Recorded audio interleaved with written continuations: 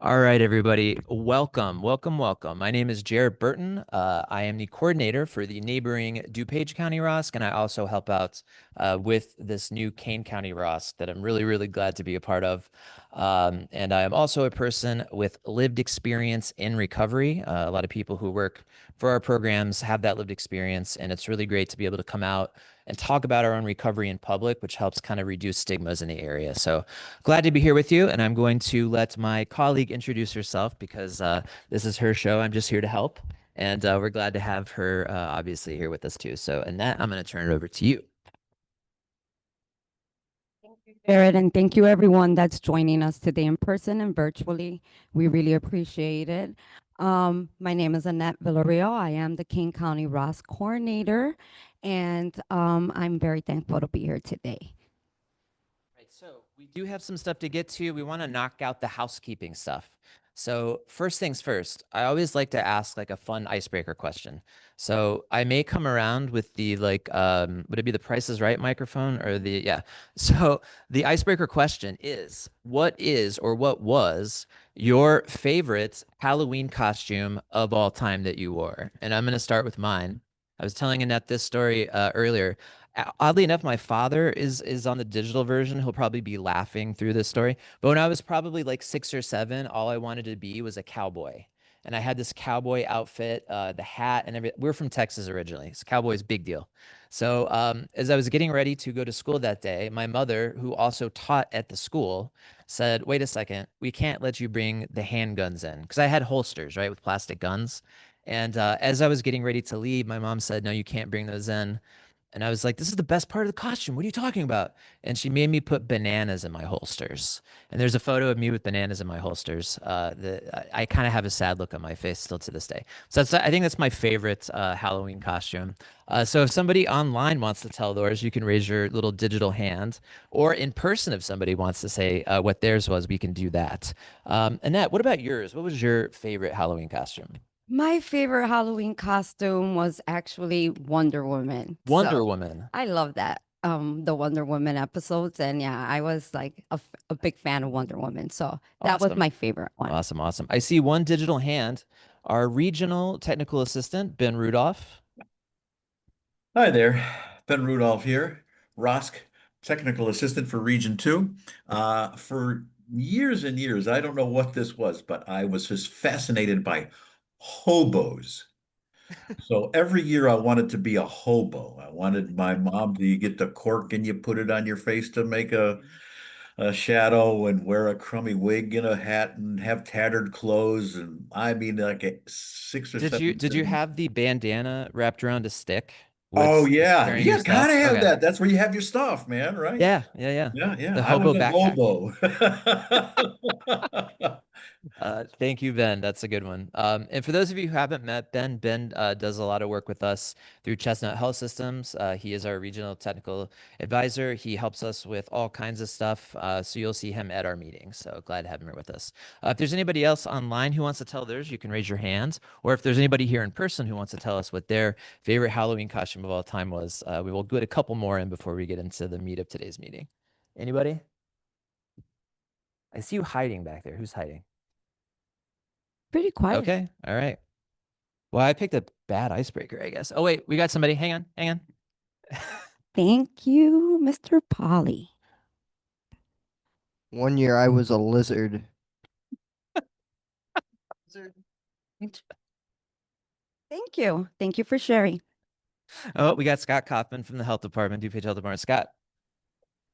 I think that the one that sticks out when I was a kid, I did not like Halloween. I think I was like scared of it. But one that sticks out was a few years ago, my wife and I were Mickey and Minnie. She was Minnie Mouse and I was Mickey Mantle. And I thought that was just the funniest possible costume of all time. I think I was the only one that thought it was funny, but No, that's a good one. That's a good one. Thank you, Scott. Thank you. I Anybody think it's else? funny, Scott. Oh, you. thanks, Kathy. Baby All right. back. Oh, and Scott's. Oh, okay. We got the kids in the frame Oh too. yeah, That's we awesome. do. I Yeah. got All right. Great here's Elmo Dylan. shirt. Yeah. That's that. All right. Thanks, Scott. All right. With that out of the way, Annette, I'll kind of turn over to you for the next round of stuff here. So today, again, our mission, as always, as a council, is to bring a stronger, recovery-oriented system of care in our community. A key part of this is sharing information, building partnerships, and centering the voice of those with lived experience.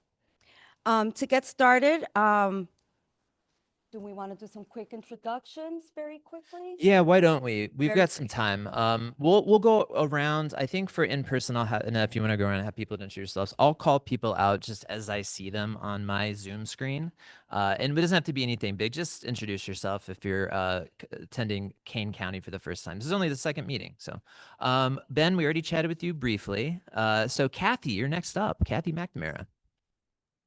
Hi, Kathy McNamara. I am the Service Provider Network Liaison for DuPage County Probation. I oversee the provider list. So if anybody has any questions about that, feel free to reach out. Great. Thank you, Kathy. Andrea? Hi, yeah, I'm Andrea. I'm over at AID. I am a lead certified recovery support specialist on the mobile crisis response team. Great. Glad to have you with us. Yeah. Scott, you already introduced yourself, so I'm going to move right along. Keith Burton is my dad. I'm going to let him introduce himself because besides just being my dad, he actually has a book he put out recently on recovery, and I'm glad to have him here with us too. Dad, take it away. I'm just happy to be with the group and to watch what you're doing now with the Kane County ROSC after the success you've had with the DuPage County ROSC. So I had the opportunity last night to be at Serenity House, and I was there to speak to the women in recovery in the halfway houses there about my book, but also about the journey I've been on. And Jarrett was there as a part of that with me, along with Annette and others. So pleased to be here with you today, just to hear the dialogue and to hear the progress of the group. Thanks. Next up, I've got Nini. Hey everyone, my name is Nini Velasquez, and I'm a recovery project coordinator with AMPAC AmeriCorps, and I'm serving at Serenity House. So my first time here, and nice to meet everyone. Yeah, I do want to just say Nini just did come on board through the Recovery Corps program. If you're unfamiliar, look it up. It's really, really helpful if you're looking for folks who are trying to get their foot in the door in the field with peer support and other things. So you'll see a lot of Nini. We're really, really happy to have her with us. Tamara. Hi, I'm Tamara Johnson. I am the substance use treatment manager at Neutral Ground. I'm new to the meeting, but I hope to be added to the mailing list so that I can attend these meetings so that I can maybe use you as a referral or I can help out anyway, okay? You got it. Great to have you with us. Our friend Jennifer Travelli. Hello, I'm Jen Travelli. I'm with Endeavor Health Linden Oaks. I'm one of our community outreach liaisons for our addiction services here, and I'm happy to be able to join us this month. Glad to have you with us. A superstar, a leader in the recovery community, Mark Matthews is here with us, folks. Round of applause. You can't throw me off like that, Jared. I definitely was expecting someone else. Hey guys, my name is Mark Matthews, and I am a certified peer recovery support specialist and a CRSS for Greater Family Health. Again, we have 11 going on 12 locations, and pretty much our mission statement is we provide quality health care to those even without the ability to pay. So again, somebody that's looking for health care and they have insurance issues or any of that stuff, send them our way. We take walk-ins. That's behavioral health, regular old practitioners, even dental, substance use, so all that stuff. And yeah, Jarrett, grateful to be involved in another ROSC from the ground up. And I'm setting away my calendar stuff for next year because I just feel like this is never going to end, Jarrett. And I'm grateful for that, man. Good to see you, Keith. Glad to hear the he means that success in a on the good book. way. Yeah. Thanks, man. Thank you. Who do we got next? We have Joe from Live for Lolly. Hi, I'm Joe. I'm one of the Kane County outreach coordinators for Live for Lolly. Glad to have you with us, Joe. Is it Milena? Yes, hi, I'm Melina Hankey. I'm the Behavioral Health Director in our Aurora region at AID. So we do counseling, outpatient counseling, psych services, primarily for individuals who have Medicaid. Great, glad to have you with us. Is it Dalila? Delilah Delilah, and I'm sorry. I'm gonna Delilah, mispronounce so many names this year. Just putting it out there. Sorry, Delilah. no worries. Delilah Legree with Inc. Mental Health Alliance. We're a partnership of 708 boards in Southern Kane County, and we provide funding Nice. for mental health, developmental disability, and substance use disorder services. Amazing. I'm gonna reach out to you offline about something. So glad to have you here with us. Sounds good. Thank you. Yeah. Next up, is it Biani?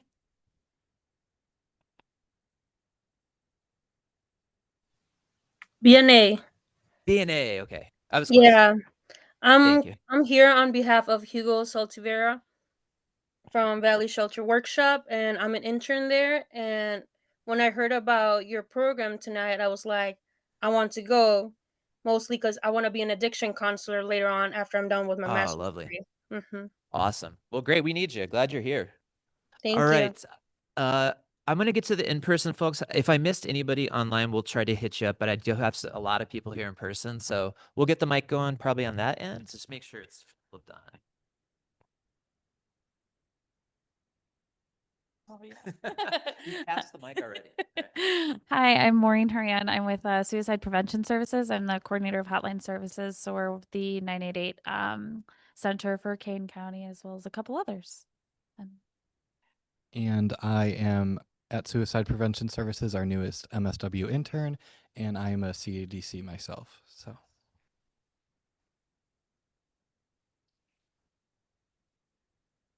Hi, I'm Vicki Foley. I am with Chris Walk Against Substance Abuse. We are a 501c3 formed about 12 years ago after my son took a heroin overdose. And I'm also community liaison for the King County Coroner. I'm Adam Pauley, the Energizer Bunny. I'm with the Overdose Task Force, the Overdose Case Review Board. I work with Vicki out of the coroner's office and with Chris Walk. I was recently elected president of the Aurora Township 708 board, so I'm just all over the place.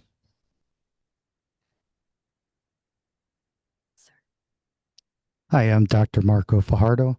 I am from West Suburban Oral Healthcare in Naperville and looking to learn more about how to help the community and our patient base to cover addiction problems. Hi, I am Brianna Hoig. I am the resource coordinator as well as data and reporting specialist for Oxford House here in the state of Illinois. Also do some outreach stuff in the DuPage and Kane County areas, and then also a person in long-term recovery.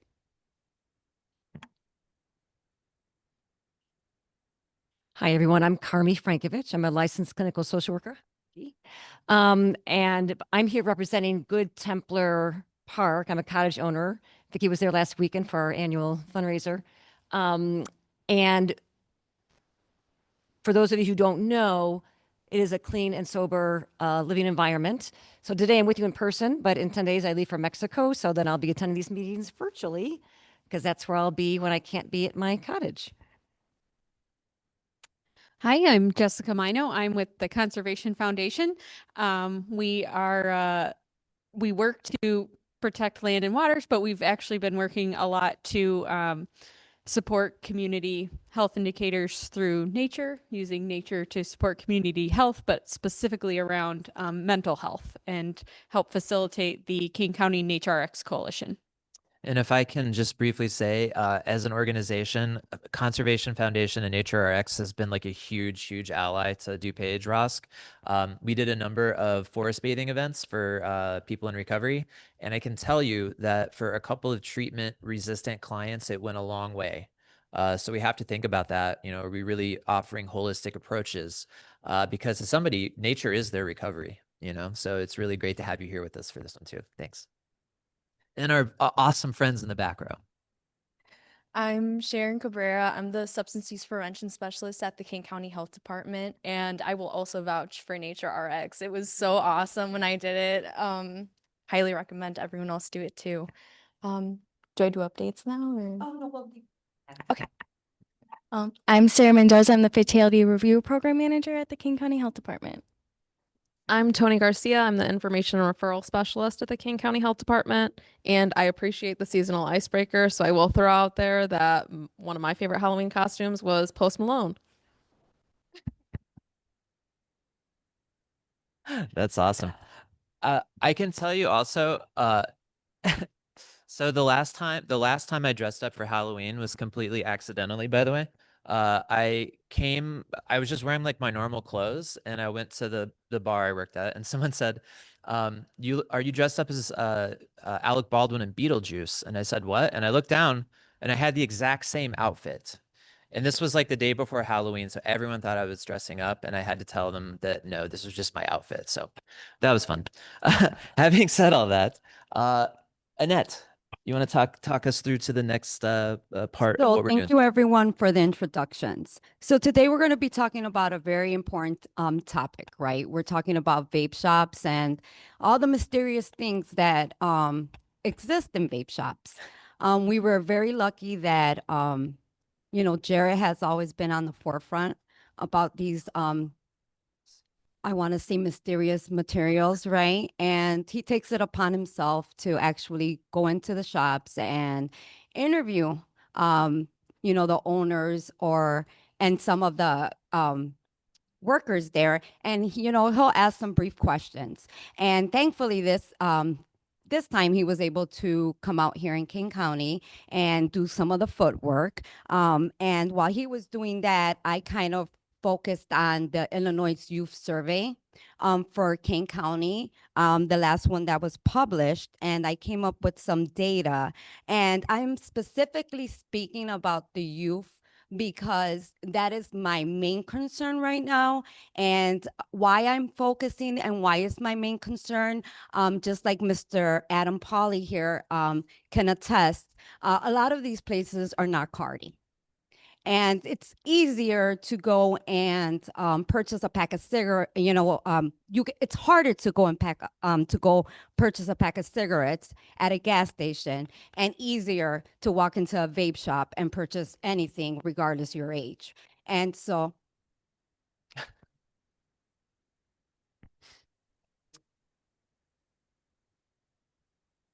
Just a heads up, they can't hear you on this side, but no.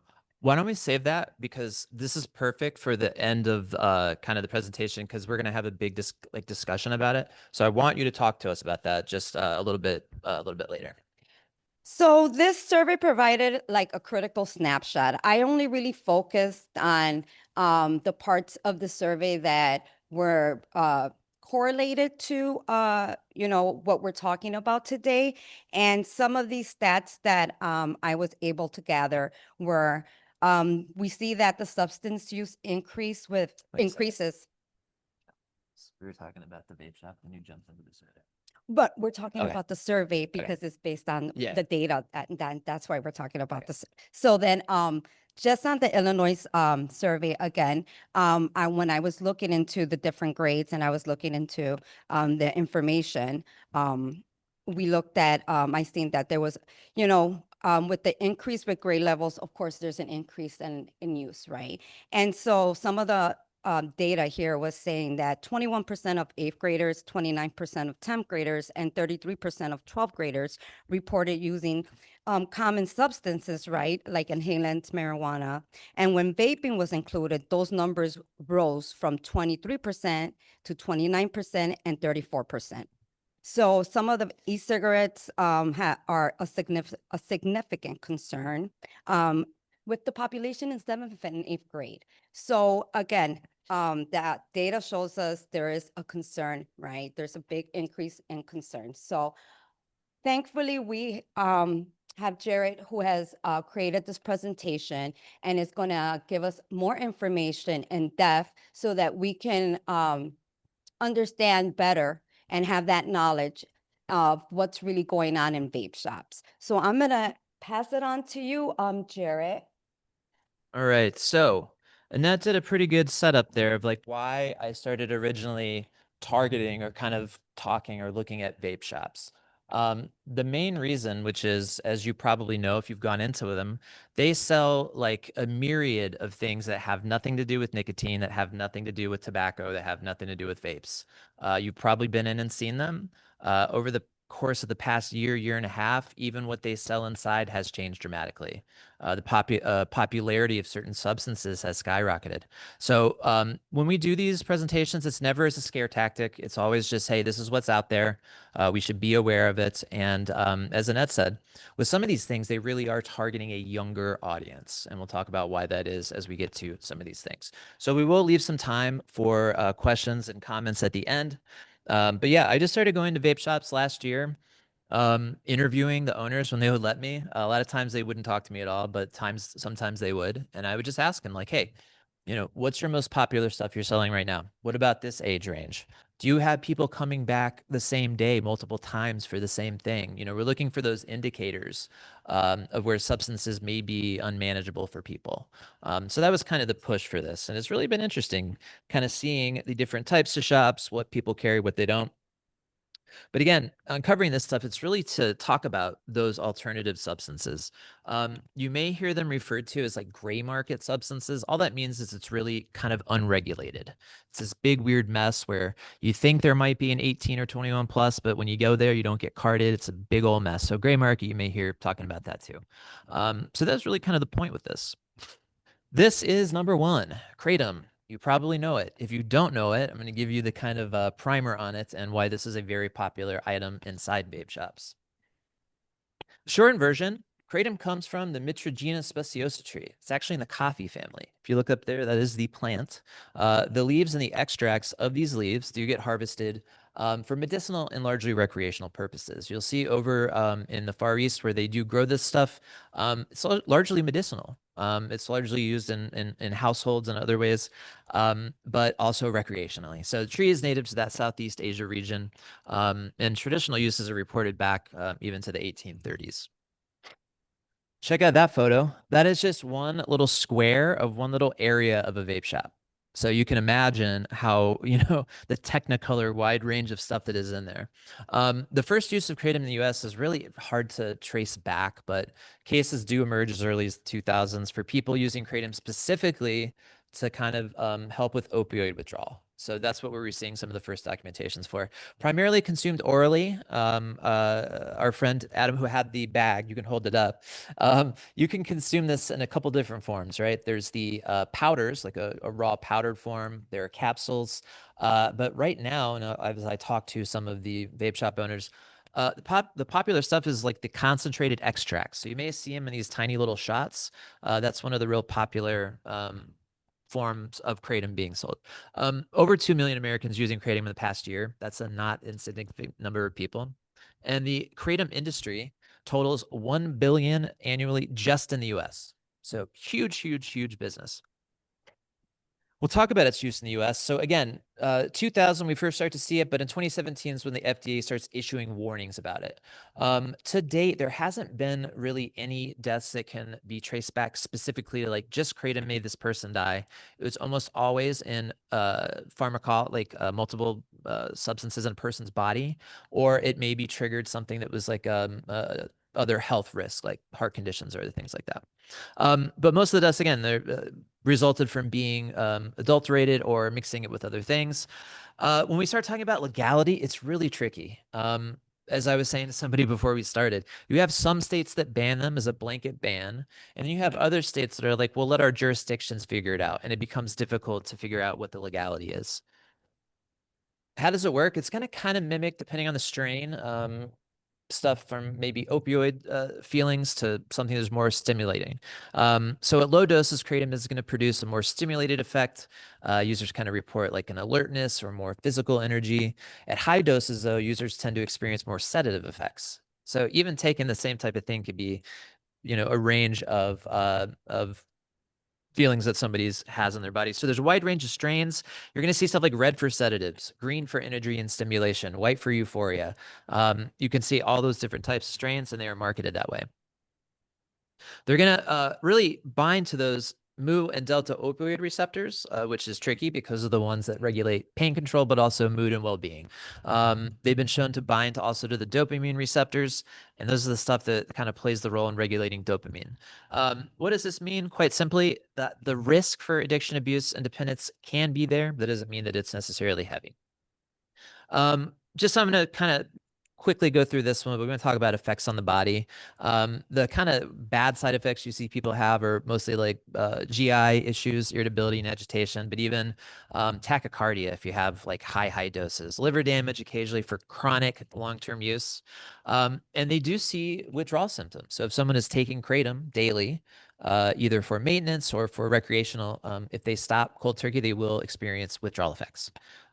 So risk of dependence there, especially for those who are taking high doses or those extracts.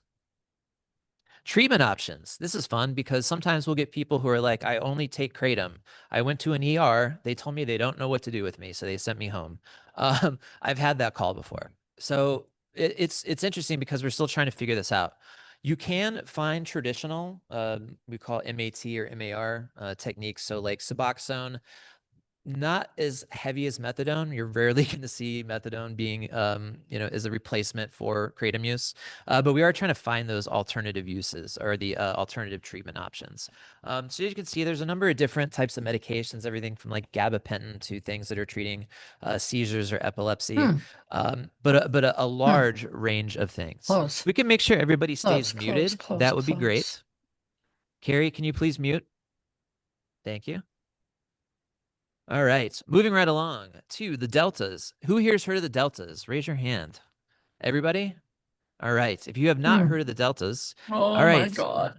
Carrie, can you please mute? For some reason, I cannot mute you right now, but could you please mute? Thank you. Or somebody Who who's is online. this? All right, Who is Delta he? 8. Where are we? Did you see me right There now? we go. Okay, thank you. Carrie, please don't unmute again. All right, what is Delta 8? We'll talk about Delta 8. Delta 8, aka Delta 8 tetrahydrocannabinol. Did I say it right? Okay. Psychoactive substance that's found in the cannabis sativa plant, of course, which marijuana and hemp are just two varieties. The Delta 8 THC is one of like over 100 cannabinoids. So there's all kinds of cannabinoids that are in the plant, but these are not found in significant amounts in the cannabis plant. This stuff is not evaluated or approved by FDA for safe use, which is always a good mark of quality. And you can occasionally hear this stuff be referred to as like diet weed. The younger kids call it diet weed. That's what they said in front of me anyways. But sometimes they're just labeled as hemp products, which can be kind of misleading, especially if it's something they're ingesting. People might say hemp and say, oh, that's the non-psychoactive part. Not so much. Sometimes you can still have that. Wow, look at that thing of gummies. If you're a kid and you see that, what do you think? It's candy, right? But no, this is Delta 8 gummies. So you can see the marketing is not too dissimilar from candy. You saw this a few years ago with like Alka Pops, they called them, which were kind of like the, what would those be called? Like, it's not malt liquor, but it's like fruity liquor. Yeah.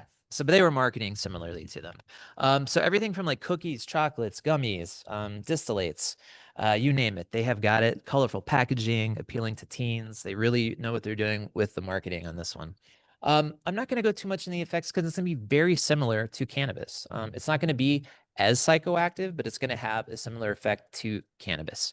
So all those fun things at a lower strength, euphoria, relaxation, the munchies. Little research to prove its effectiveness in treating anything therapeutically.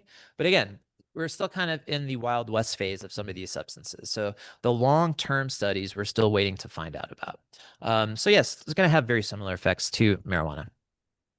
How about Delta 8 and the youth? These are really important numbers. If you have not seen these numbers before, researchers from the USC School of Medicine, as well as Michigan and the NID, did a survey with about 2,000 randomly selected 12th graders across the US about their Delta 8 usage. 12% of them had used Delta 8 in the past year. Rates were higher in the South and in the Midwest. Interesting, as well as in other states lacking Delta 8 regulations. A 2023 American Academy of Pediatrics study examined that Delta 8 online marketing, looking at 45 websites, 36% did not ask for age verification at all. 96% lacked a formal third-party verification for age. 98% offered edibles in some way, shape, or form of Delta 8. And 53% of them sold products in a packaging that will be considered attractive to teens. Think about that. This is all online currently. How about nitrous oxide? Anyone here heard of galaxy gas before? Okay, I'm seeing some nodding. Okay, if you're unfamiliar, galaxy gas is kind of a catch-all term for what we found for consumer-grade nitrous oxide. Galaxy gas is a brand, but it's kind of become like I said, just when we're referring to nitrous, you may hear it called galaxy gas. I'm not going to go too much into it. The reason why is I wanted to get into 7.0 because 7.0 is kind of leapfrogged nitrous, but I will touch on this briefly. These nitrous oxide canisters you can buy at almost any vape shop, and it is literally pretty much the same nitrous that back in the day in raves we used to have to get from like unscrupulous dentists. This is similar, and you can buy in a vape shop, so kind of wild. 7.0 though, no, who has heard of 7.0 here? Okay, a few of us. 7.0, man, this is a new one. So we still feel like we're trying to learn as much as we can about this particular substance. And the reason that is because there's not a lot of studies being done on it yet. It is being marketed as a kratom or kratom-like product, and we'll talk about why that is kind of misleading and really important to talk about. But 7.0 is the new, like I said, kind of hot substance that's out there. It is going to mimic, by and large, opioids or synthetics, and we'll talk about why that is. So see that right there? Look at the name of that brand, Opia.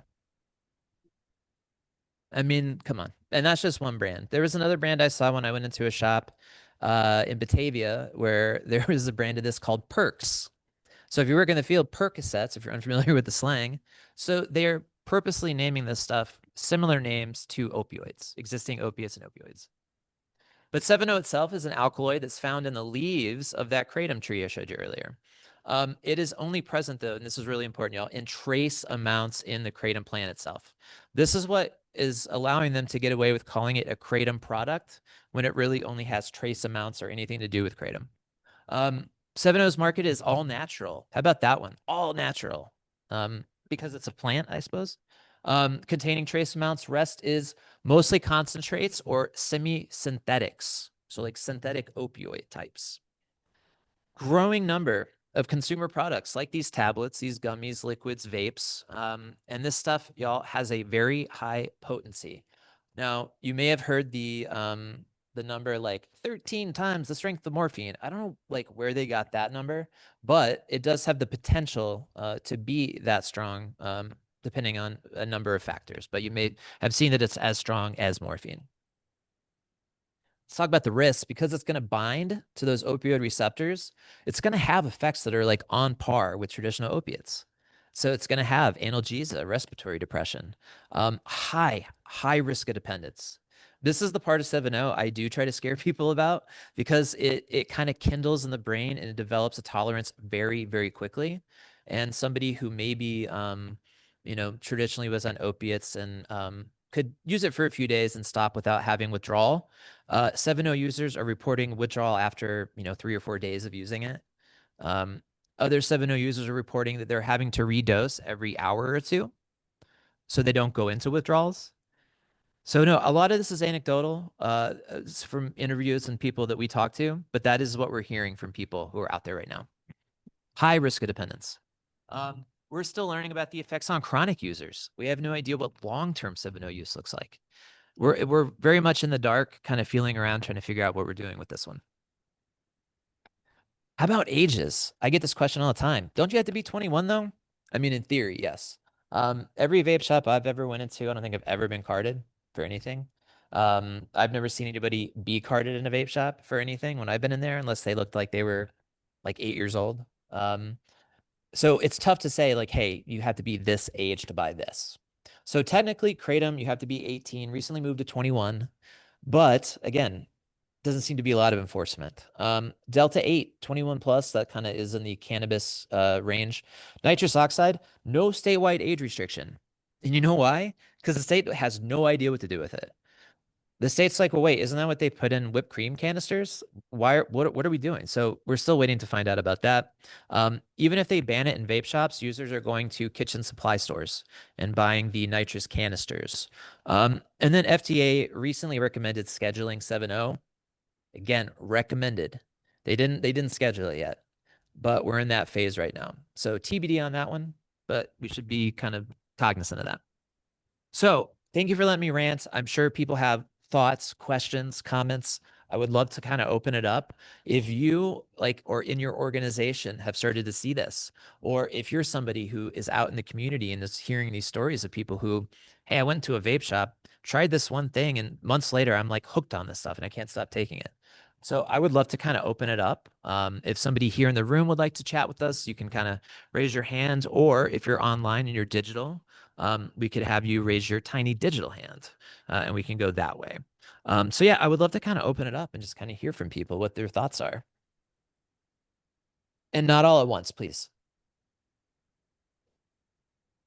You can raise your digital hand, you can come off mute, any of those.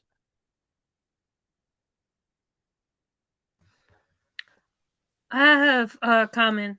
Like, got it. Honestly, with you mentioning all this, I didn't know much of it about like the 7.0 and the Kratom one.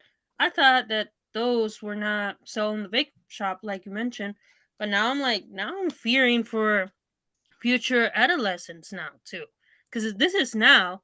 What other things are gonna be coming out later on then? Yeah, and that's what we said, like that's the kind of struggle we have, those of us who either, maybe work in harm reduction or out in the field trying to get a handle on stuff, is as soon as we feel like we get a handle on one, the other one, pops up. And I want to say real quick, we'll get to some people here, but one thing when we were doing research on 7.0 that we found was that the manufacturers of 7.0, some of these companies, they put patents on molecular structures. And they patented the molecular structure of 7.0 and the ones right next to it. So when they ban 7.0, they're just going to move to the one to the right and then the one to the right. And that's how they get away and skirt some of these regulations. Jody, I see your hand up. And then if somebody here in person has a question. Yes, I was wondering, are the vape shops regulated by anybody or any organization or anything like that? So they're largely private. So they have like regulations that they have to meet to be able to sell certain products. Largely though, it's kind of jurisdictional. So we'll find that in some areas, hey, they check IDs really well. They make sure that cops come in and do undercover buys. But then in some areas we hear no, they don't do that at all. So it really does tend to be where they're at. Thank you. Take a question from here. I have a couple of clients who have recently shared that they're going to these shops and they're purchasing edibles like chocolate, the psilocybin type, and doing it more so for healing purposes, not recreationally. Sometimes it's microdosing, sometimes it's a larger dose of a more of a spiritual experience. And I'm just thinking, I probably want to ask them some questions about when you go in these shops, are you getting distracted by any of the shiny objects? Have you been tempted to, explore any further, and so I guess I'm looking for some feedback about that. Like what kind of conversations do people have? I'm not super concerned, but I think I'd like to have some other people's thoughts. Great question. If anybody wants to chime in, they can. I'll get one online and then we've got some more here. Joe, I see your hand up online. Joe B. It's not so much a question as a statement. So up until July, I worked at an inpatient treatment center. Yeah. And I noticed the last couple months I was there, a lot of the younger patients that were coming in for things like kratom and nitrous. Yeah, that's what we were seeing too around that time. And yeah, across the board, kind of those were the two that were really big about this time last year. Yeah, thank you, Joe. Yeah, so for just a real quick question. So did the state make it 21 plus for this kratom and stuff like that now, the state of Illinois? Yeah, so I think that was this past year they moved to make it 21. Okay. But again, it's place to place, and sometimes it takes a while for regulations to get people onboarded and checks and balances systems and all that type of stuff. Yeah, And also, I went and bought some stuff. he and did. if you guys want to pass it around, you're more than welcome to look at it. But I'm probably the closest thing in here to a kid in a candy shop. And there are the bright packages, and you almost do feel like you are in a candy store. And they get you with stuff like that. And oh, it's natural, it's from a plant, it's okay, it's just fine. And there's so many things that look appealing, or they've got it in the chocolate form, or it looks like candy. It's like, oh, maybe I want to get me some of that because it looks appealing the way that they're doing it. And it's they don't card me. Any bar I walk into, I have 3 people asking me for IDs, maybe take a urine test, but not here, not in a vape shop or a gas station. And I just tried it. So Thank you. Yeah, we'll pass that around. Thank you for bringing that in, by the way. We got another in person. I could vouch for the use within the children's standpoint. I coach high school baseball in Nequa Valley, and 50% of our players kratom and diet weed.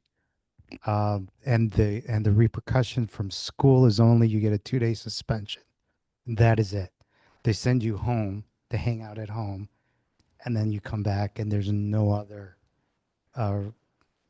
consequence to that. Can I ask when, because I know you're a coach, are they using it for like pain relief purposes, or is it just No. recreational? Recreational.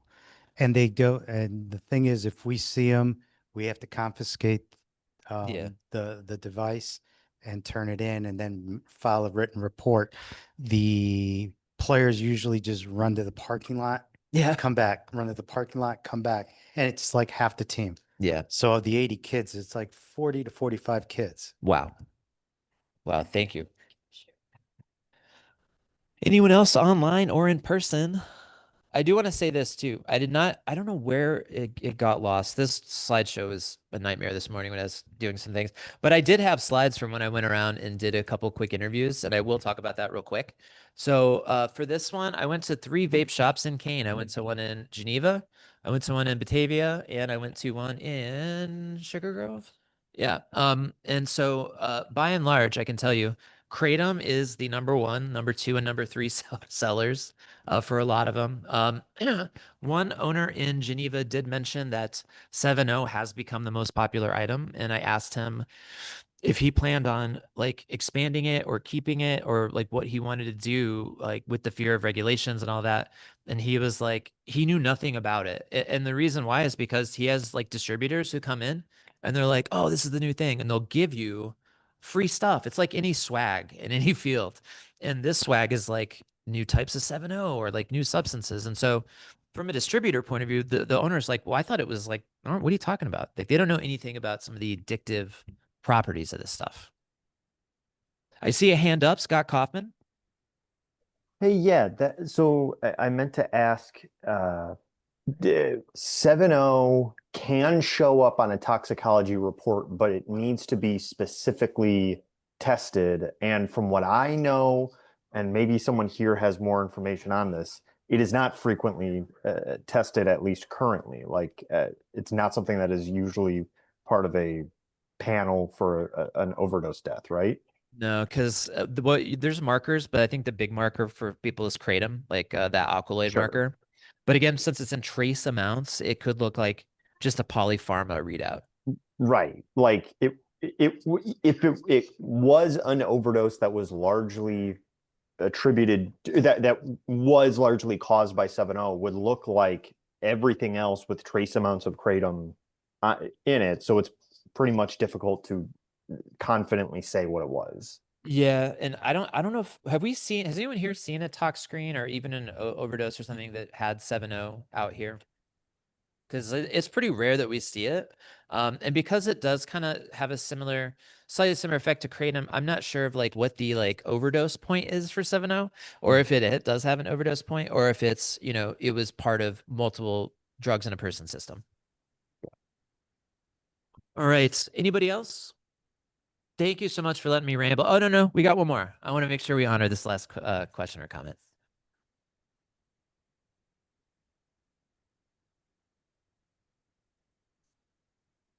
My name's Vicky.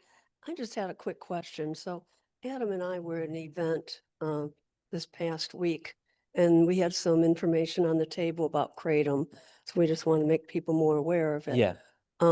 We had a gentleman come up to us, and he was adamant that, you know, kratom was fine to use. It was natural. He used it. His sons use it. And or two thing. yeah. But my question was, he had mentioned that if it was ever banned, there would be a lot of military who would have problems because a lot of military use kratom with 7.0. I can And tell so you, I was just curious. yeah, in the experience that we have and like the research that I've done, there are states that just blanket banned kratom. Alabama is one of them, and Alabama banned kratom completely. Like it's gone. And you know what happened? People moved on to harder stuff. And those people who are using kratom for maybe maintenance, if they were getting off of harder opioids, they now had less choices. So what they did, they moved on to a substance called tianeptine, which I do have a presentation on. That one's like a very weird rabbit hole. But tianeptine you might see sold as Zaza Red, Tiana Red, sold in similar capsules, has a similar effect to 7.0. And that's where people who were taking kratom in Alabama moved to that stuff. And within months, they were robbing gas stations for it. Well, thank you for letting me ramble. It's always, like I say, it's a pleasure to be able to like do vape shop research, if that sounds interesting. Like, it's a cool thing. And if you're interested in like doing it with us or with me, let me know, because I would like to try and canvas and like hit as many vape shops as we can to kind of identify like, okay, if these areas aren't working on age verification, what can we do to kind of like help them through that process? Or at least know what's being sold. So thank you again. I'm going to stop talking. I'm going to turn it over to the best coordinator in the world, Annette, and I'm going to share my screen. Jarrett, for all that insightful information and for taking the time to educate us on all these mysterious substances that we find in these vape shops. It's always been like a mystery to me how, you know, they're economic proof, right? Like I see local mom and pop shops closing up, but I see vape shops like in every little plaza, right? And I don't know about you, but lately when I go into gas stations are now turning into like /restaurant /vape shop /gas station, right?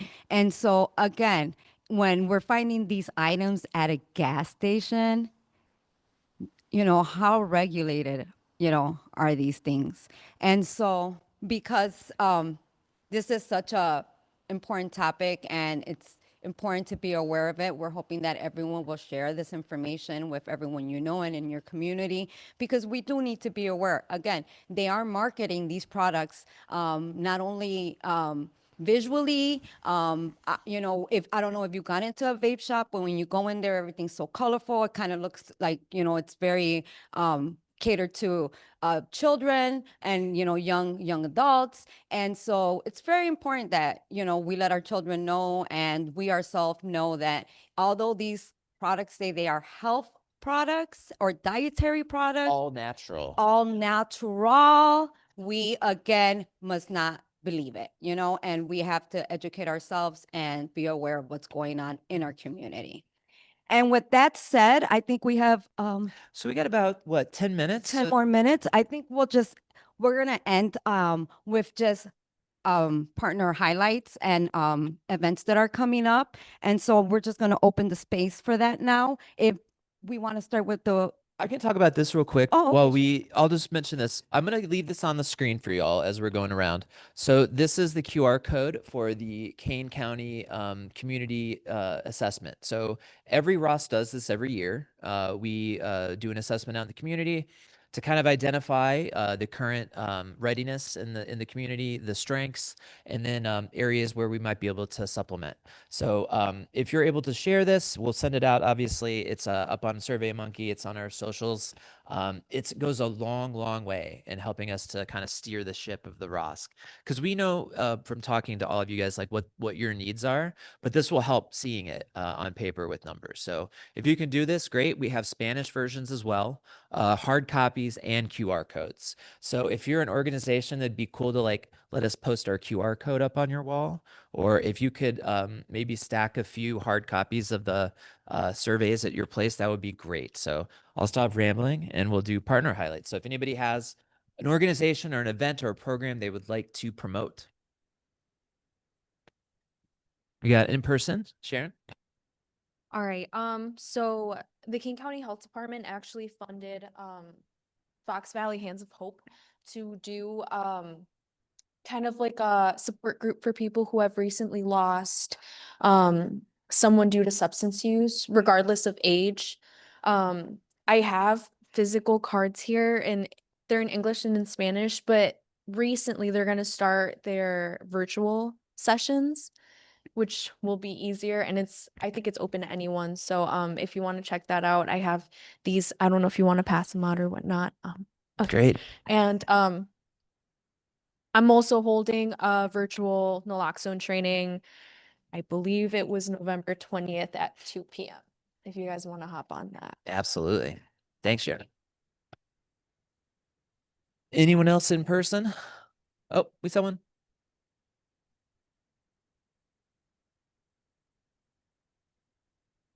Okay. All right, microphone's going around. Anybody else on the Zoom side?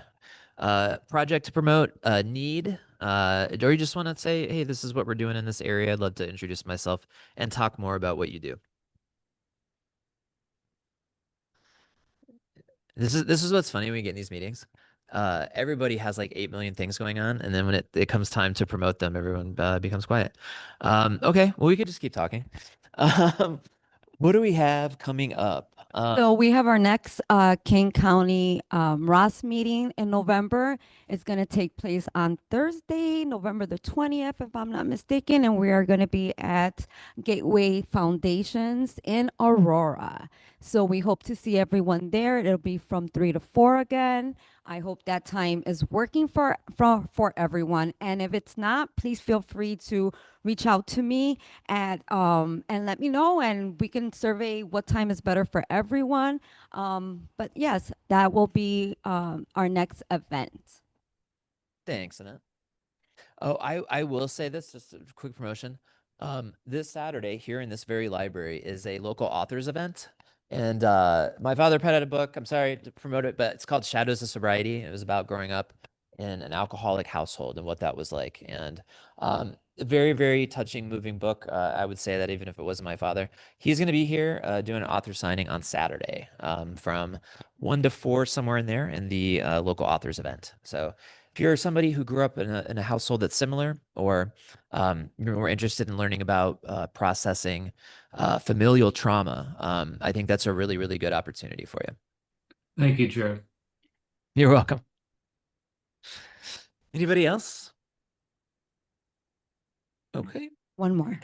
The next meeting is November 20th. And is it always the second Thursday of the month, or does it vary? Usually Thursday? Yeah. Okay, but it's November, so. Yeah, so we have to avoid holidays, yeah. And then is the best way to track the meetings via Facebook, or is there some other way that those? We have a YouTube, we do have a Facebook, and always the King County Health Department, they're always great at posting it on their community calendar. So you can find that information there as well.